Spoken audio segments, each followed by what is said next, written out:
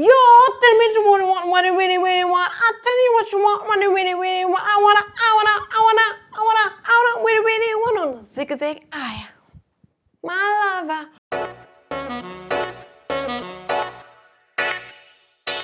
Bienvenue sur Love Boost, le conseil qui booste la prise de parole et la créativité. Il y a plusieurs manières de se mettre dans de bonnes conditions pour préparer une prise de parole en public.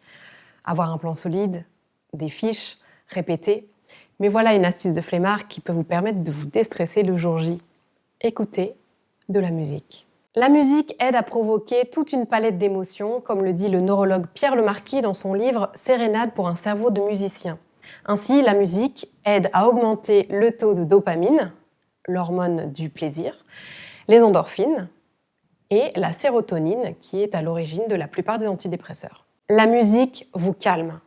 Quand on écoute de la musique douce, ça aide à baisser le taux de cortisol, l'hormone du stress. La musique vous aide à mémoriser.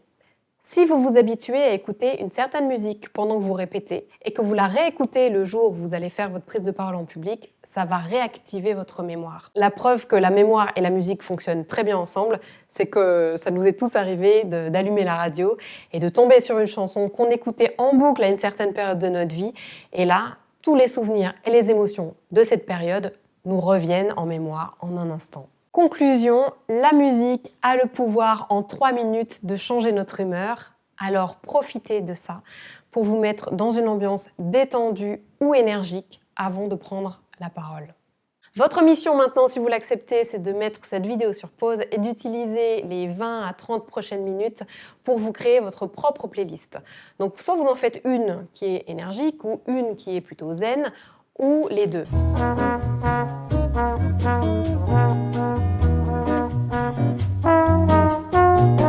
Non mais faites-le vraiment. Mettez cette vidéo sur pause pour vous éviter le syndrome Netflix. C'est moi qui l'appelle comme ça. Le syndrome Netflix, c'est quand on passe toute une soirée à scroller sur Netflix pour essayer de trouver un film qu'on a envie de regarder pendant la soirée, et on passe tellement de temps à essayer de trouver le film idéal qu'après on n'a plus l'énergie et l'envie de regarder ce film. Le jour où vous aurez besoin de vous mettre de bonne humeur, vous serez bien content d'avoir cette playlist déjà faite.